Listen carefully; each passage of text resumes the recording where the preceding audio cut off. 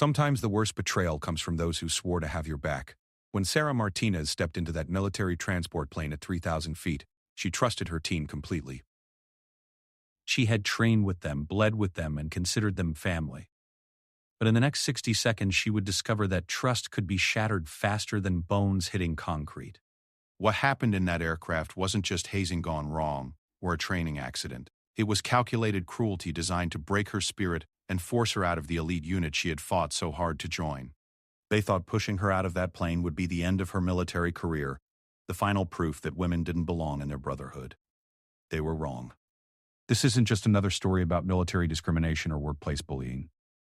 This is the true account of how one woman turned the most humiliating moment of her life into the foundation for an extraordinary comeback that would shake the entire command structure.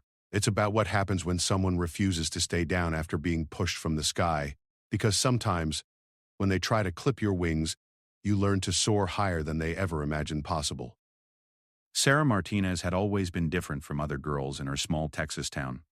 While her classmates spent weekends at the mall or talking about boys, she was out back practicing with her grandfather's old rifle or doing push-ups in the dirt.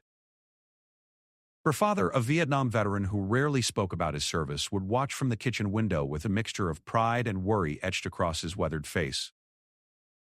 The Martinez family had a long tradition of military service stretching back 3 generations. Sarah's great-grandfather had stormed the beaches of Normandy, her grandfather had survived the jungles of Vietnam, and her father had served in the First Gulf War. But Sarah would be the first woman in the family to wear the uniform, and that reality sat heavy on everyone's shoulders like a storm cloud threatening rain. Growing up, Sarah was relentlessly bullied at school for being too tough, too competitive, too masculine. The other kids called her names and excluded her from parties and social events.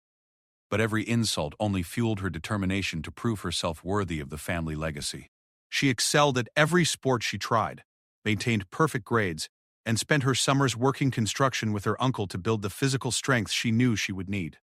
When Sarah announced her intention to join the military after graduation, her mother cried for 3 days straight.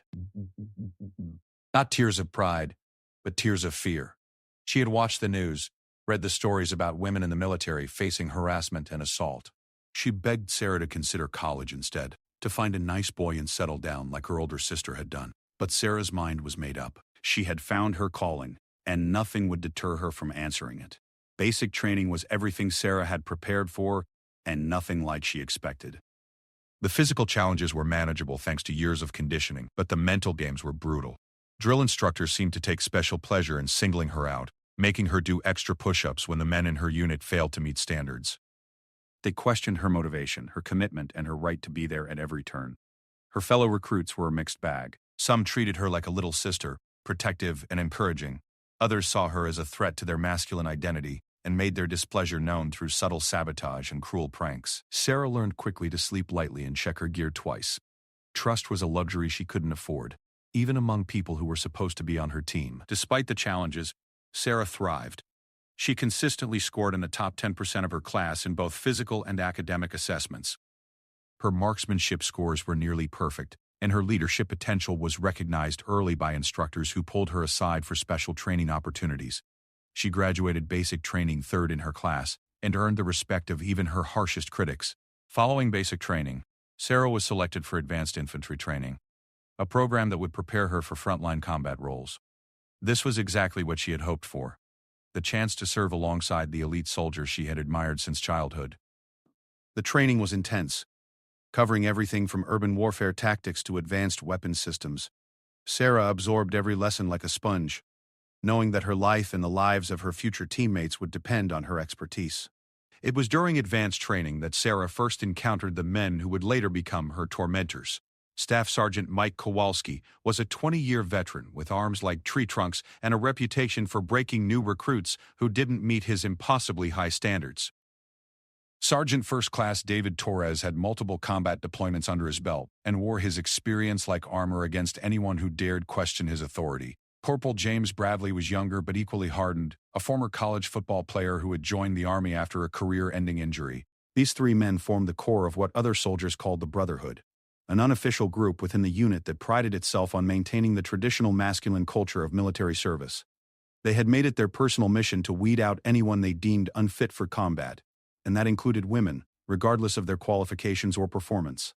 At first, their harassment was subtle. Sarah would find her equipment mysteriously damaged or missing before important training exercises.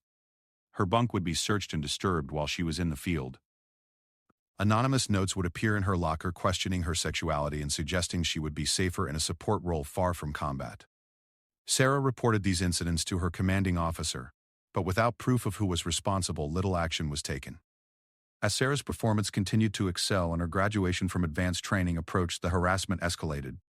The Brotherhood began spreading rumors about her personal life, claiming she was sleeping with instructors to earn favorable treatment. They questioned her physical strength during group exercises, deliberately making tasks more difficult when she was involved. The psychological warfare was designed to break her confidence and force her to transfer to a different unit. But Sarah had learned something important during her childhood years of being bullied. The harder people tried to tear her down, the stronger she became. Every cruel comment was fuel for her determination.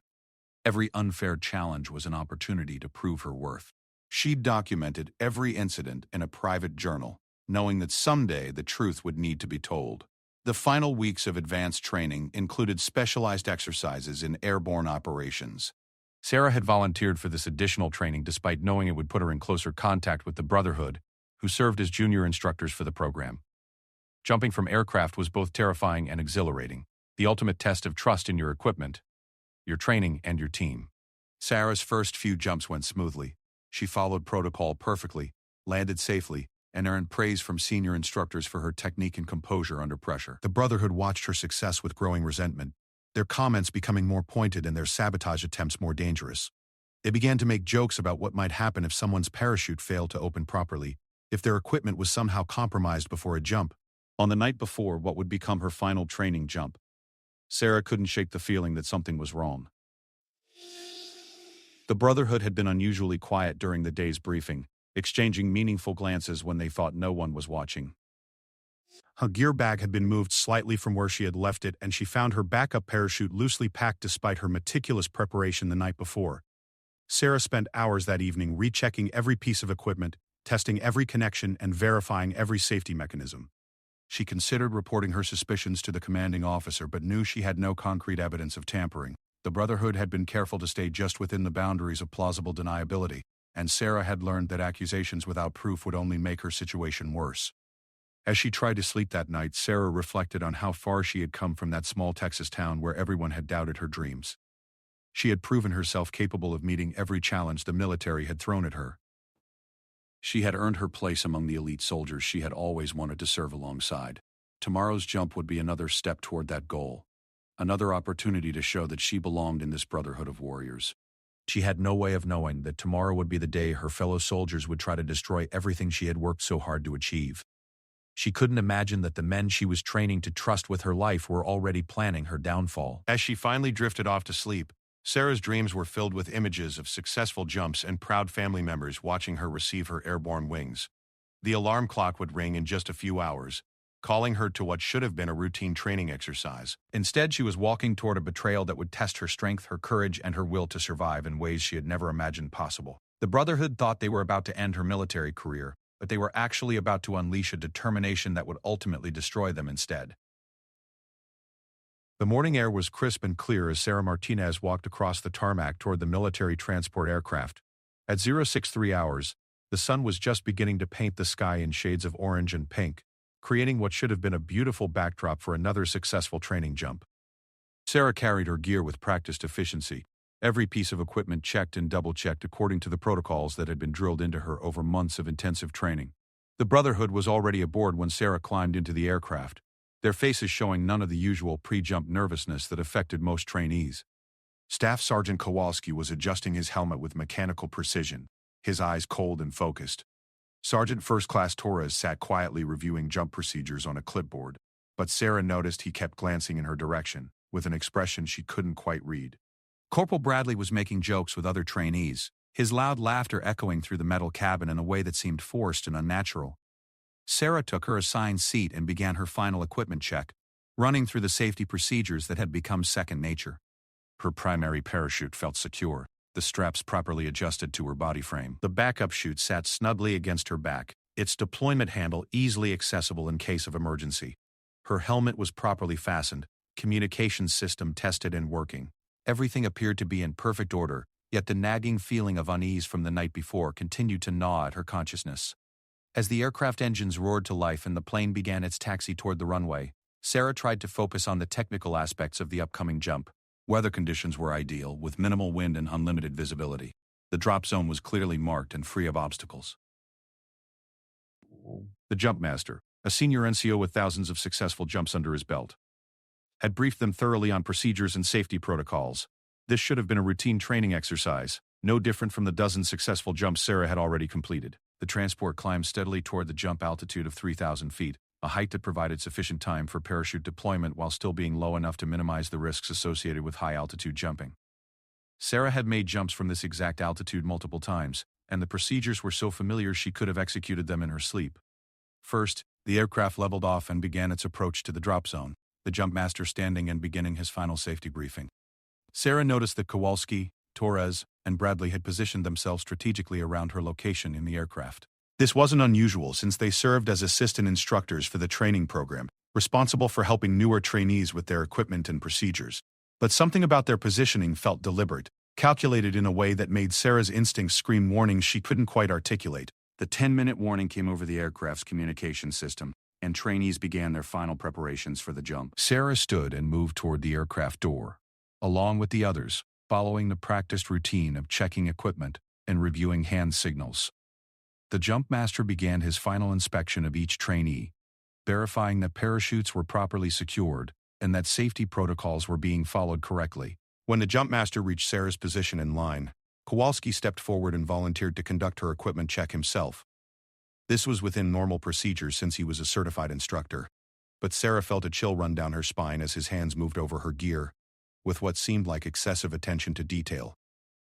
He spent several moments examining her primary parachute connections, his fingers working at straps and buckles in ways that seemed unnecessary for a routine safety inspection. Torres approached from the other side, ostensibly to help with the equipment check, but actually positioning himself in a way that blocked Sarah's view of exactly what Kowalski was doing to her gear. Bradley moved closer as well, creating a human screen around Sarah that prevented other trainees from seeing the details of her inspection. The three men worked with practiced efficiency, their movements coordinated in a way that suggested this was not a spontaneous decision. Sarah tried to protest that she could manage her own equipment check, but Kowalski curtly reminded her that instructor approval was required for all trainee gear before jumping. His tone was professional and appropriate, giving no indication of the malicious intent behind his actions. Torres nodded agreement and made supportive comments about the importance of thorough safety procedures, while Bradley cracked jokes about nervous trainees who didn't trust their instructors to keep them safe. The 5-minute warning echoed through the aircraft cabin, and the jump master moved to the door controls. Sarah felt her equipment one final time, trying to verify that everything was properly connected despite the limited ability to see her own gear clearly. Something felt different about the way her primary parachute sat on her shoulders, but with the noise of the aircraft engines and the distraction of pre-jump procedures, she couldn't pinpoint exactly what had changed. As the aircraft door opened and wind began rushing through the cabin, Sarah experienced the familiar mixture of excitement and fear that accompanied every jump. The ground spread out below them like a patchwork quilt, peaceful and inviting from their current altitude. The drop zone markers were clearly visible and conditions remained perfect for a successful training exercise. Sarah had every reason to feel confident about the upcoming jump, yet her unease continued to grow with each passing moment. The first trainee moved to the door and received the green light from the jump master. His exit was clean and professional, his parachute deploying exactly as trained. 2 more trainees followed in quick succession, their jumps proceeding without incident. Sarah watched their successful deployments and tried to shake off her growing sense of dread as her turn in the jump order approached. Kowalski appeared beside her again, ostensibly to provide final encouragement and support. He leaned close to speak over the noise of the wind and engines, his breath hot against her ear, as he delivered what would become words burned into Sarah's memory forever. "Go fly, bitch," he whispered with venomous satisfaction, his hand suddenly shoving her toward the open aircraft door with brutal force. The proper exit procedure involved a controlled jump with good body position and immediate preparation for parachute deployment. Instead, Sarah found herself spinning wildly through the air, her equipment bag twisted around her body and her orientation completely compromised. She fought to stabilize her position and reach for her primary parachute deployment handle, knowing that every second of free fall brought her closer to the ground below. When Sarah pulled her primary deployment handle, she expected to feel the familiar jolt of her parachute opening and the sudden deceleration that marked a successful deployment. Instead, she felt the handle come away in her hand with sickening ease, offering no resistance and triggering no parachute deployment. The Brotherhood had sabotaged her primary parachute system, cutting or loosening crucial connections that should have triggered the automatic opening sequence. Panic threatened to overwhelm Sarah's training as she realized the scope of the betrayal she was experiencing. The men she had trained with, eaten with, and trusted with, her life had deliberately tried to murder her during what should have been a routine training exercise. They had used their positions as instructors to gain access to her equipment and modify it in ways designed to cause her death, making it appear as though her parachute had suffered a random malfunction. With the ground rushing toward her at terminal velocity, Sarah forced herself to focus on her emergency procedures training. She reached for her backup parachute deployment handle, praying that the Brotherhood's sabotage had not extended to her secondary system. Time seemed to slow as she fought to maintain proper body position while deploying her reserve chute, knowing that this was literally her last chance for survival. The backup parachute deployment felt different from her previous training jumps, opening with irregular jerks and providing less deceleration than expected. Sarah realized that while her backup system had not been completely disabled, it had been compromised enough to make her landing extremely dangerous. The Brotherhood had calculated their sabotage carefully, ensuring that even if she survived the initial parachute failure, she would likely be seriously injured or killed during the landing. As Sarah struggled to control her damaged backup parachute, she could see the drop zone approaching rapidly. Her rate of descent was far too fast for a safe landing, and her ability to steer toward the designated landing area was severely compromised. She was going to hit the ground hard, potentially at an angle and speed that would cause serious injury or death. The Brotherhood's plan was working exactly as they had intended. In those final moments before impact, Sarah experienced a clarity of thought that would later surprise her. Rather than panic or despair, she felt a cold determination settle over her consciousness, like armor against the fear. If she survived this landing, she would make the Brotherhood pay for their betrayal. If she died, she hoped someone would investigate the circumstances of her death and discover the truth about what had happened in that aircraft. The ground rushed up to meet Sarah with unforgiving force, her compromised parachute providing minimal protection against the impact. She hit the earth outside the designated drop zone, her body tumbling and rolling across rough terrain as her damaged equipment tangled around her. Pain exploded through her consciousness as bones broke and muscles tore, the physical trauma threatening to drag her into unconsciousness. But even as darkness closed around the edges of her vision, Sarah held on to one burning thought that would sustain her through the long recovery ahead. The Brotherhood had tried to kill her and failed. They had pushed her from the sky expecting her to die, but she had survived their betrayal. Now it was her turn to push back, and when she did, it would be with the full force of military justice behind her.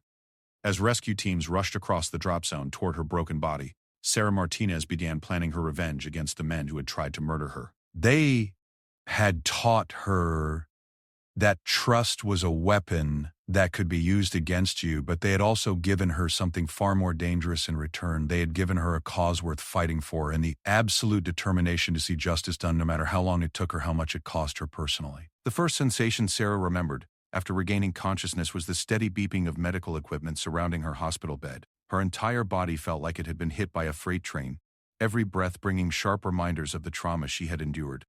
Through the haze of pain medication, she could make out concerned voices discussing her condition in medical terminology that sounded both familiar and foreign to her injured brain. Sarah had suffered 3 broken ribs, a fractured collarbone, a severe concussion, and extensive soft tissue damage from her violent impact with the ground.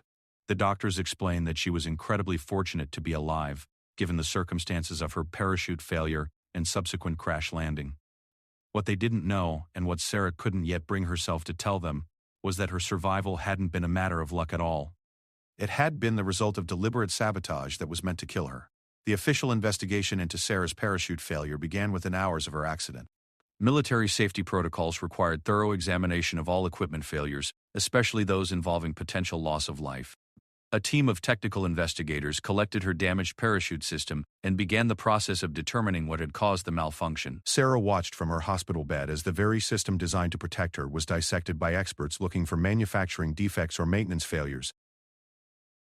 Staff Sergeant Kowalski, Sergeant First Class Torres, and Corporal Bradley visited Sarah in the hospital, their faces showing what appeared to be genuine concern for her welfare.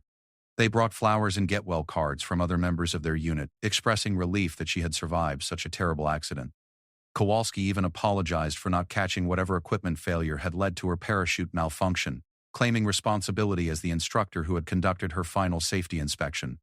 But Sarah could see something else behind their concerned expressions, something that made her skin crawl despite the warmth of the hospital room. There was satisfaction in their eyes, a barely concealed pleasure at seeing her broken and helpless in that medical bed. They had achieved their goal of removing her from their unit, even if they hadn't succeeded in killing her outright. The Brotherhood was confident that her injuries would end her military career and prove once and for all that women didn't belong in combat roles. The preliminary investigation results were exactly what the Brotherhood had expected. Technical analysis revealed that Sarah's primary parachute had suffered multiple system failures that appeared to be the result of manufacturing defects and improper maintenance procedures. Her backup parachute had deployed correctly but showed signs of unusual wear that could explain its poor performance during her emergency landing. The investigators found no evidence of deliberate tampering or sabotage. Sarah requested a copy of the preliminary investigation report and studied it carefully, despite the headaches that accompanied her concussion recovery. Every finding supported the conclusion that her parachute failure had been an unfortunate accident rather than deliberate sabotage. The investigators had been thorough and professional, but they had been looking for equipment failures and maintenance problems rather than evidence of criminal activity. What bothered Sarah most about the report was how perfectly it aligned with what the Brotherhood would have wanted investigators to find. The manufacturing defects were subtle enough to have been missed during routine inspections, but severe enough to cause catastrophic failure during deployment. The maintenance records showed minor irregularities that could explain the equipment problems without pointing to any specific individual or department. It was almost too convenient, too neat, in its conclusions.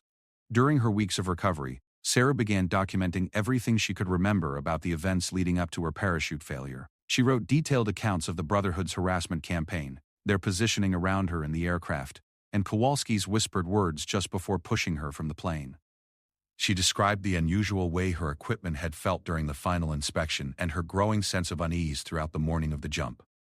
Sarah also began researching the backgrounds of Kowalski, Torres, and Bradley, using her access to military personnel records to piece together their histories and motivations. What she discovered was a pattern of behavior that extended far beyond their treatment of her.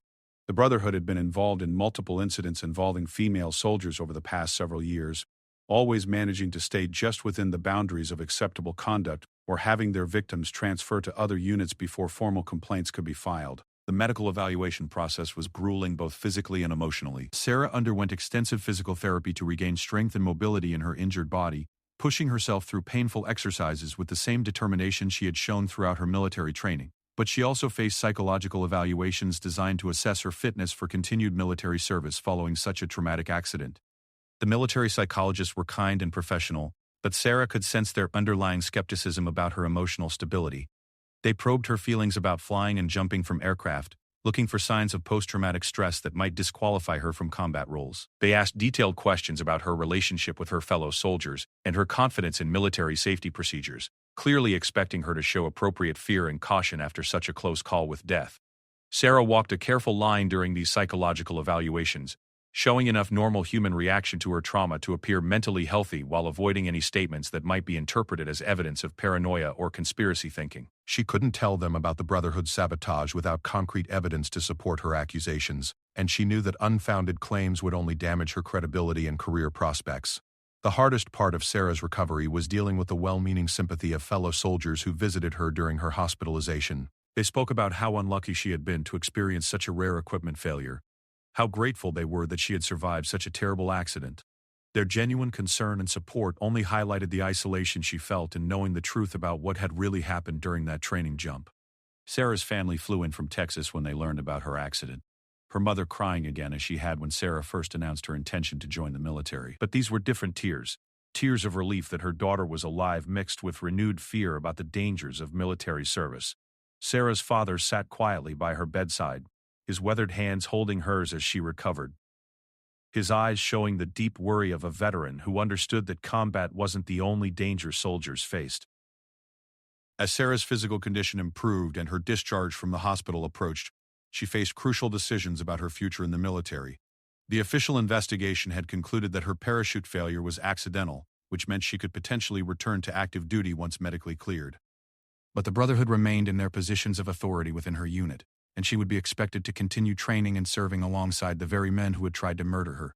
The military offered Sarah several options for her continued service, including transfer to a support role that wouldn't require airborne training or assignment to a different unit in another location. These alternatives would allow her to complete her military commitment while avoiding the dangerous situation she faced with the Brotherhood. Most people in her position would have accepted one of these safer alternatives and moved on with their lives. But Sarah Martinez was not most people. The betrayal she had experienced had not broken her spirit or destroyed her determination to serve her country. Instead, it had crystallized her understanding of what was truly at stake in her military career. This wasn't just about her personal goals and ambitions anymore. This was about justice for herself and protection for every woman who might face similar threats in the future. Sarah made the decision that would define the rest of her military career and ultimately lead to the Brotherhood's downfall. She requested assignment back to her original unit, insisting that she wanted to complete her airborne training and prove that the accident hadn't diminished her capabilities. This decision shocked her doctors, her family, and her fellow soldiers, but it was exactly what she needed to do to position herself for the long fight ahead. The Brotherhood was equally surprised by Sarah's decision to return rather than accept a safer assignment elsewhere. They had expected their sabotage to end her military career permanently, either through death or through psychological trauma that would make her unfit for continued service. Her determination to come back and face them again was something they hadn't anticipated, and it forced them to reconsider their strategy for dealing with her continued presence. As Sarah prepared to leave the hospital and return to active duty, she carried with her more than just the physical scars of her ordeal. She now understood exactly what she was up against and what it would take to defeat enemies who hid behind military rank and Brotherhood bonds. The naive young woman who had trusted her fellow soldiers completely was gone forever, replaced by someone harder, smarter, and infinitely more dangerous to those who had underestimated her. The Brotherhood thought they had won by breaking her body and spirit during that fall from 3,000 feet. They had no idea that they had actually created their most formidable opponent, someone who now possessed both the motivation and the knowledge necessary to destroy everything they had built. Sarah Martinez was returning to the fight, but this time she would be playing by different rules that the Brotherhood had taught her through their own treacherous actions. The war between Sarah and the Brotherhood was about to enter a new phase, and this time Sarah would be the one controlling the battlefield. She had learned the hard way that trust was a luxury she couldn't afford, but she had also discovered something even more valuable. She had learned that survival could be its own form of victory, and that sometimes the best revenge was simply refusing to be defeated by those who had tried to destroy you. Sarah's return to active duty was met with a mixture of admiration and concern from her fellow soldiers. Most viewed her comeback as an inspiring example of military resilience and determination, proof that a dedicated soldier could overcome even the most traumatic setbacks. They saw her willingness to continue airborne training despite her recent parachute failure as evidence of genuine courage and commitment to military service. But Sarah knew that the Brotherhood saw her return very differently. Kowalski, Torres, and Bradley couldn't hide their displeasure at Sarah's decision to remain in the unit and continue her training. They had expected her to transfer to a safer assignment or leave the military entirely after her near-death experience. Her determination to complete airborne certification despite what had happened created a problem they hadn't anticipated. They couldn't simply sabotage her equipment again without raising suspicions. But they also couldn't allow her to succeed in a way that might expose their previous actions. The harassment campaign that followed Sarah's return was more sophisticated than their previous efforts. The Brotherhood had learned from experience that direct confrontation and obvious sabotage could backfire and create evidence against them. Instead, they focused on psychological warfare, designed to make Sarah doubt herself and ultimately choose to leave on her own. They wanted her to believe that staying in the unit was too dangerous and emotionally exhausting to be worth the personal cost. Sarah found herself excluded from informal unit activities and social gatherings where important information and relationships were built. Training schedules would be changed without proper notification, leaving her out of step with her fellow soldiers. Equipment assignments would be subtly modified to give her older or less reliable gear without crossing the line into obvious sabotage. The Brotherhood was making her military life difficult in ways that were hard to document or prove to superior officers. But Sarah had spent her recovery time preparing for exactly this type of campaign against her. She had studied the Brotherhood's tactics and developed counter-strategies based on her understanding of how they operated. Most importantly, she had learned to document everything in ways that would build a comprehensive case against them over time. Every incident, every conversation, and every suspicious circumstance was recorded in coded journals that she kept locked away from prying eyes. Sarah also began building alliances with other soldiers who had experienced similar treatment from the Brotherhood.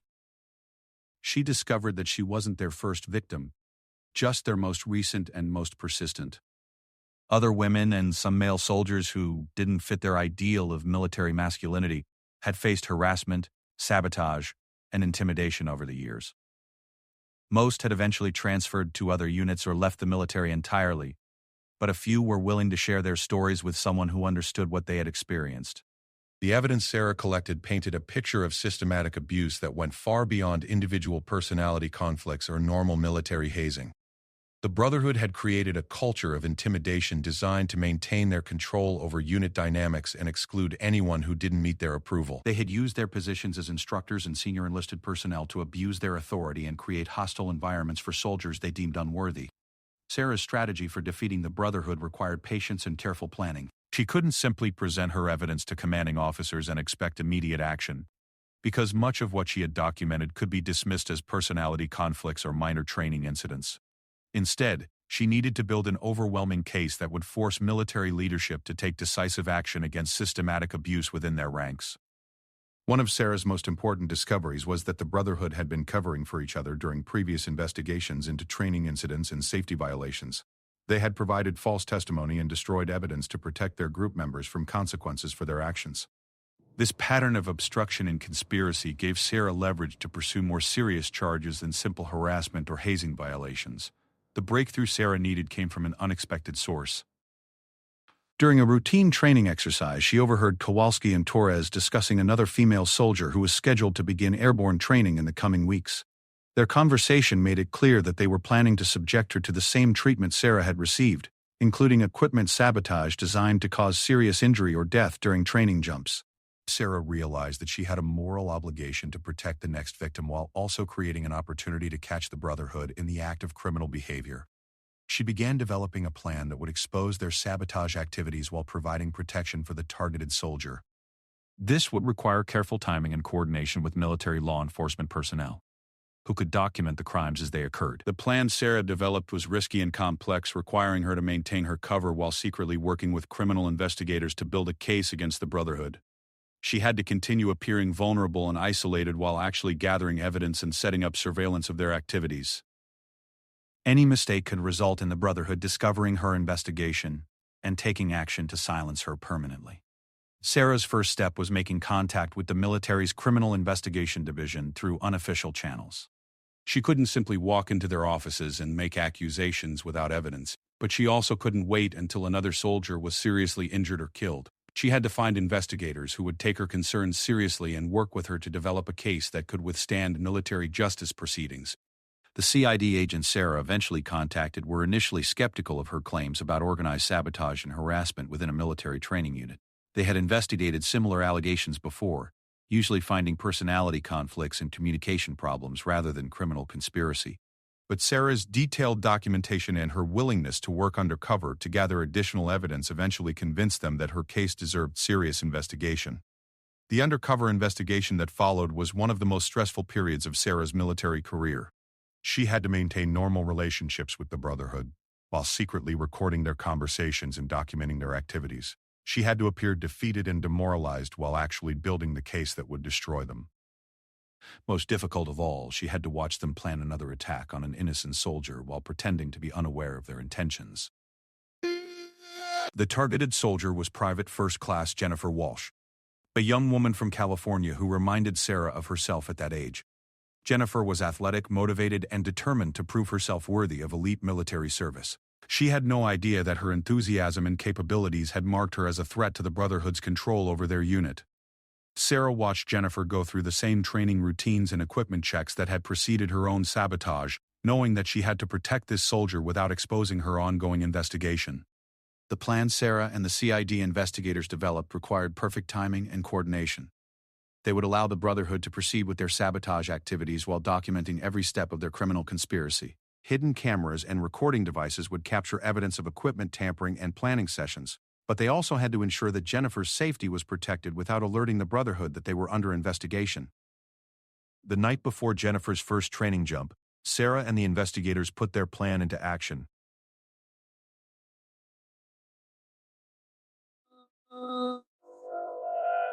They allowed Kowalski to access Jennifer's equipment as expected, but they had replaced her primary parachute with a specially modified version that would appear to malfunction while actually deploying safely. Hidden cameras captured every moment of his sabotage attempt, providing clear evidence of criminal intent and deliberate endangerment. When Jennifer jumped the next morning, her parachute appeared to fail exactly as the Brotherhood had planned. But instead of plummeting to serious injury or death, the backup system Sarah and the investigators had installed deployed automatically, allowing Jennifer to land safely within the designated drop zone. To the Brotherhood, it looked like another successful sabotage that had been thwarted by good luck and proper emergency procedures. The evidence the investigators collected during this operation was overwhelming and undeniable. They had clear video footage of Kowalski tampering with safety equipment, audio recordings of the Brotherhood planning the sabotage, and documented proof of a pattern of criminal conspiracy spanning multiple incidents. Most importantly, they had caught the Brotherhood in the act of attempting to seriously injure or kill another soldier, elevating their crimes beyond harassment or hazing into attempted murder. The arrests came swiftly and decisively once the evidence was compiled and reviewed by military prosecutors. Kowalski, Torres, and Bradley were taken into custody during morning formation, their shocked faces reflecting their disbelief that their carefully planned crimes had finally been exposed. The charges against them included conspiracy, attempted murder, destruction of military property, and obstruction of justice during previous investigations. Sarah watched their arrest with a mixture of satisfaction and sadness that surprised her. These men had tried to kill her and had planned to do the same to Jennifer and potentially other soldiers in the future. They deserved to face justice for their crimes, and Sarah felt vindicated that her survival and investigation had prevented additional tragedies. But she also felt a deep sadness about the destruction of trust and brotherhood that had made their crimes possible. The military justice proceedings that followed were swift and thorough. The evidence against the Brotherhood was so overwhelming that their defense attorneys focused on plea negotiations rather than challenging the facts of the case. Kowalski received a 20-year sentence for attempted murder and conspiracy, while Torres and Bradley received shorter sentences based on their lesser roles in the criminal organization. More importantly for Sarah, the investigation exposed systematic problems within military training programs that had allowed the Brotherhood to operate with impunity for years. New policies were implemented to prevent equipment tampering, improve oversight of training activities, and create safer reporting mechanisms for soldiers experiencing harassment or abuse. The changes weren't perfect, but they represented significant progress toward protecting future soldiers from similar threats. Sarah's role in exposing the Brotherhood and reforming military training procedures earned her recognition throughout the military establishment. She was awarded medals for her courage and dedication to justice, and she was invited to speak at training conferences about preventing abuse and protecting soldiers' rights. But the recognition that meant the most to Sarah was the personal thanks she received from Jennifer Walsh and other soldiers whose lives had been protected by her investigation. The long game Sarah had played against the Brotherhood was finally complete, but it had cost her more than she had expected.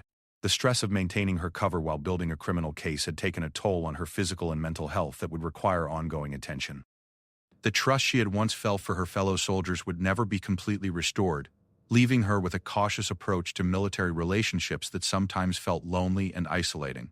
But Sarah had also gained something invaluable through her ordeal and subsequent investigation. She had proven to herself and others that justice was possible even in situations where the odds seemed impossible. She had developed skills and knowledge that would serve her well throughout her military career and beyond. Most importantly, she had learned that sometimes the greatest victories come not from defeating your enemies quickly, but from refusing to give up until justice is finally achieved.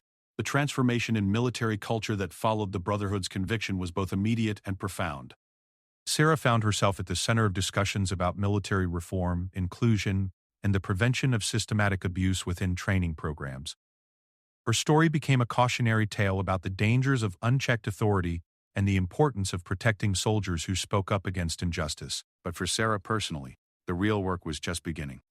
6 months after the Brotherhood's trial concluded, Sarah received orders for her next assignment. She had been selected for the Army's Advanced Leadership Course, an intensive program designed to prepare promising soldiers for senior non-commissioned officer roles. The assignment was both an honor and a challenge, requiring her to prove her leadership capabilities while continuing to deal with the aftermath of her experiences with equipment sabotage and criminal conspiracy. The Advanced Leadership Course was held at Fort Benning, the same installation where Sarah had completed her initial airborne training. Returning to this location brought back difficult memories, but it also represented an opportunity to demonstrate how much she had grown since those early days of harassment and intimidation. Sarah was no longer the naive young soldier who had trusted blindly in military brotherhood. She was a seasoned veteran who understood both the best and worst aspects of military service. Sarah's classmates in the leadership course represented the cream of the Army's non-commissioned officer corps. They came from diverse backgrounds and specialties, but they shared common characteristics of proven leadership ability and potential for advancement to senior ranks. Sarah was one of only 3 women in the course, and she was acutely aware that her performance would be scrutinized not just as an individual, but as a representative of women in military leadership roles. The curriculum covered everything from tactical decision-making to personnel management, from resource allocation to crisis leadership. Sarah excelled in all areas, but she found particular strength in the human relations aspects of leadership training. Her experiences with the Brotherhood had taught her valuable lessons about recognizing and preventing toxic behaviors within military units, knowledge that made her particularly effective at identifying and addressing personnel problems before they escalated. One of Sarah's most significant contributions to the leadership course came during a module on ethical decision-making in complex situations. She was asked to present a case study to her fellow students, and she chose to share the details of her investigation into the Brotherhood's criminal activities. Her presentation sparked intense discussions about the balance between unit loyalty and individual responsibility, the importance of protecting subordinates from abuse, and the challenge of maintaining morale while addressing serious misconduct. Sarah's classmates were initially shocked by the details of her story, particularly the systematic nature of the Brotherhood's sabotage activities, and their willingness to risk the lives of fellow soldiers to maintain their control over unit dynamics. But as the discussion continued, many began sharing their own experiences with similar situations where military traditions and informal power structures had been used to intimidate or exclude certain soldiers. The conversations that emerged from Sarah's presentation led to lasting changes in leadership training programs throughout the military. Future courses would include specific modules on recognizing and addressing systematic harassment, protecting soldiers who reported misconduct, and creating inclusive environments that valued diversity and individual contributions. Sarah's willingness to share her difficult experiences was helping to prevent similar situations for countless future soldiers. Sarah graduated from the Advanced Leadership course at the top of her class, earning recognition for both academic excellence and leadership potential. Her next assignment was as a platoon sergeant in an elite airborne unit, a position that would test all of the skills she had developed during her recovery from sabotage and her subsequent investigation. She would be responsible for the welfare and training of 30 soldiers, including several women who would look to her as a role model and mentor. The transition to leadership responsibility was both exciting and daunting for Sarah. She had spent years focused on her own survival and advancement, learning to navigate dangerous situations and protect herself from those who meant her harm. Now she had to shift her focus to developing and protecting other soldiers, helping them achieve their potential while ensuring they didn't face the same threats she had experienced. Sarah's approach to leadership was heavily influenced by her experiences with the Brotherhood and her understanding of how toxic cultures could develop within military units. She established clear standards for professional behavior and made it known that harassment, intimidation, or exclusion based on gender, race, or any other personal characteristics would not be tolerated. But she also worked to build genuine team cohesion based on shared mission accomplishment and mutual respect. The soldiers under Sarah's command quickly learned that she was not someone to be underestimated or dismissed. Her reputation as the soldier who had exposed and defeated the Brotherhood preceded her, earning immediate respect from those who might otherwise have tested her authority. But Sarah also demonstrated through daily actions that her leadership was based on competence and genuine concern for her soldiers' welfare, rather than simply on her dramatic personal history. One of Sarah's most challenging cases involved a young male soldier named Private Rodriguez who was struggling with the physical demands of airborne training. Other soldiers had begun to mock his difficulties, creating a hostile environment that threatened to destroy his confidence and potentially force him out of the unit. Sarah recognized the early stages of the same kind of systematic harassment that had been used against her and other soldiers by the Brotherhood. Instead of allowing the harassment to continue or simply transferring Rodriguez to an easier assignment, Sarah implemented a comprehensive support program designed to address both his training deficiencies and the unit's culture problem. She worked personally with Rodriguez to improve his physical fitness and technical skills, while also addressing the soldiers who were creating the hostile environment. Her approach demonstrated that strong leadership could solve problems without sacrificing standards or tolerating abuse. Sarah's success as a platoon sergeant caught the attention of senior military leaders who were looking for role models to promote women's advancement in military careers. She was invited to speak at recruiting events, leadership conferences, and policy discussions about gender integration in combat roles. While Sarah appreciated the recognition, She was careful to emphasize that her achievements were based on individual merit rather than symbolic importance as a female soldier. The speaking opportunities and public recognition that came with Sarah's leadership success also brought her to the attention of military personnel officials responsible for career management and promotion recommendations. Sarah was identified as a high-potential leader who should be fast-tracked for advancement to senior non-commissioned officer ranks. This recognition was gratifying but also brought additional pressure to continue performing at exceptional levels.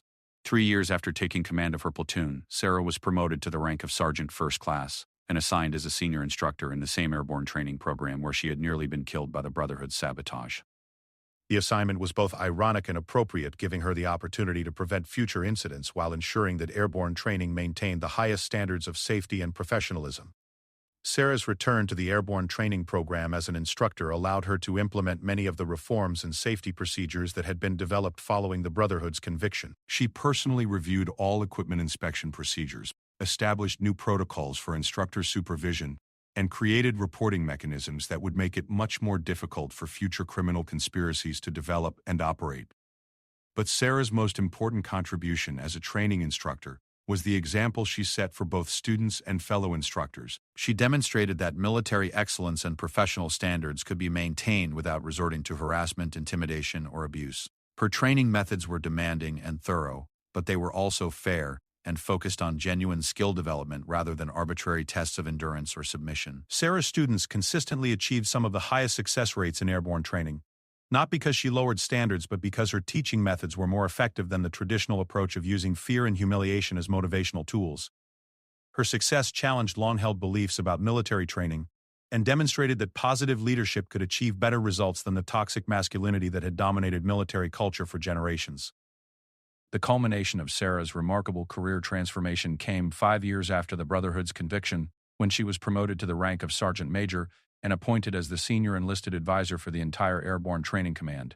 This position made her one of the most senior non-commissioned officers in the Army and gave her responsibility for the welfare and training of thousands of soldiers annually.